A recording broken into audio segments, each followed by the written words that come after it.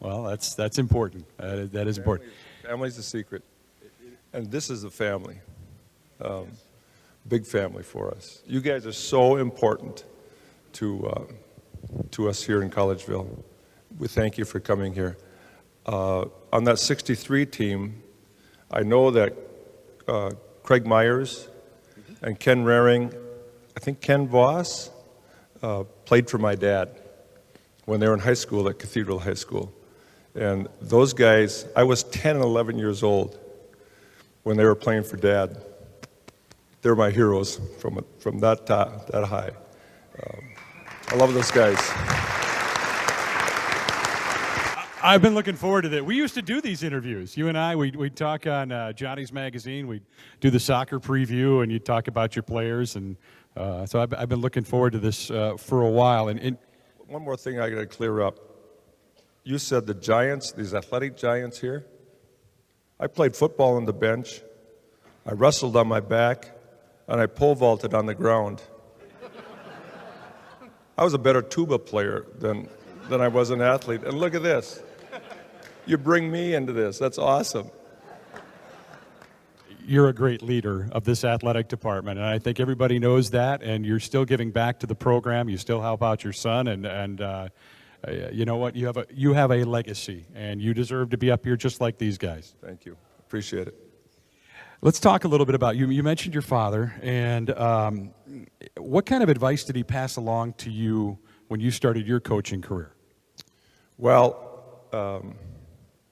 Dad died on February 2nd of 1973, and the night of January 31st, he and Mom stayed at our apartment with Mary Ann and I in the cities. Dad and Mom were flying to Cleveland to catch up with his two-time defending National Catholic College wrestling team, wrestling champions, the next morning. And that evening, Dad was he should have never been on that trip. He was just buckled over with pain. His heart was dying. And he said to me in the kitchen, "You want to coach, don't you?" And I said, "Yeah, Dad, that's what I want to do." And he said, "Get to college as fast as you can." I was my first year out of St. John's. I was teaching and coaching football, wrestling, and track at the Academy of the Holy Angels in Richfield. 36 hours later, he's dead. And that's what I've got. I still have that burning in me. Get to college as fast as you can. And so I started applying for a job here. I applied for his job as head wrestling and assistant football to John Gallardi. And thankfully, I didn't get hired. But because I never was prepared to coach football with John Gallardi. I could have lied myself through a wrestling thing, but and all of a sudden, I'm a swimming coach here because I took care of the swimming pool, municipal pool at St. Cloud, and I knew chlorine. And that was my background to become a swimming coach here. Jim Smith was smart enough to hire me, and it just started. That's how it started. And it culminated with Matt Zellen. He was the last great guy we had, great swimmer we had in the team. And isn't he awesome? I don't know if you remember watching him on Leno, but he blew me away on Leno. We were so proud of Matt, and still are. So how did you go about with, as knowing chlorine, and that's maybe it, and then recruiting some great talent here, building two great programs, swimming and diving, and of course soccer. What laid the groundwork? Well,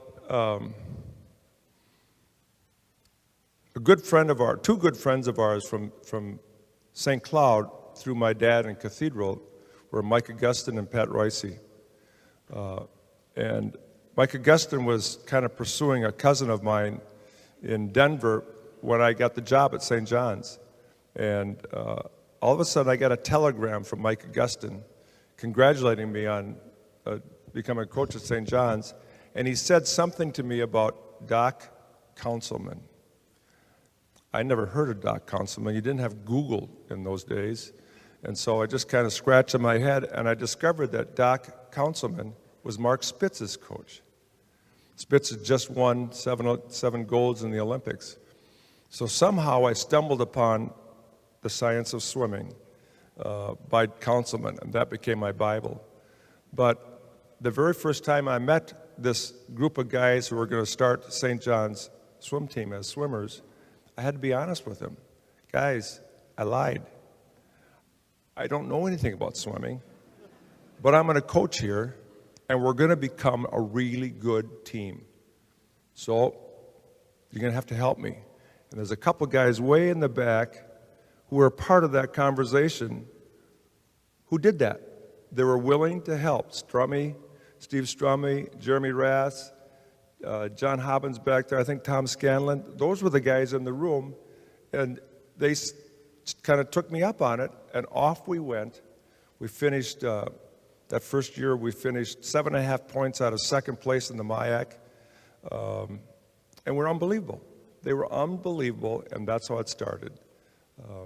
And then when John Gallardi assigned me soccer, I tried to tell him, John, I don't know anything about soccer. He said, what do you know about swimming? I said, nothing. And he said, well, you did it there, you'll do it again. So all of a sudden, I've got this soccer team, and the first time I saw them, what did I do? Guys, I got to sign this job, and I don't know anything about soccer. You're going to have to teach me. The first year, we were 6 wins and 5 losses. The next year, we were undefeated. We were 14-0-1 when we lost to, in the playoffs, we lost to Quincy College, who eventually was the national champion. And all of us, we just took off. Leroy Lilly and Colleen Lilly played a big role in helping us recruit. And I am so blessed, but it's because guys like you came to St. John's and trusted guys like me to direct you. Gary's sitting right here in front. He knows that. He's not good enough to win a ball game as good as he is. It takes us relying on you and you believing in us, and we get that thing done. So, I got one more question for you. Leroy Lilly, who, go ahead if you want to, that was a great answer. Leroy played for John. He was an outstanding football player here. How did you tie in to him, and how did he help you? His sons were playing for us, Mike and Pat. And Pat was St. John's first soccer All-American. He was unbelievable, and he was the nicest guy. And then his brother Pat. I actually coached Pat for a season, I believe. And Leroy he's in love with St. John's. And he was trying to get people to come to St. John's, and it turned out soccer was one of his wedges. So Leroy and I we'd just kind of wait like for the all-state team to come out, and then Leroy and I would do our trick, and we'd get 10 of them. Our record during the 80s is we had the 7th best win-loss record of any team at any level in the whole of NCAA. And then all of a sudden, the other schools started hiring full-time coaches. I mean, I was about the only full-time, only one recruiting, so we had an in that way. It became more difficult, but one of my big thrills with soccer was I get to coach my son John and my son Jimmy here.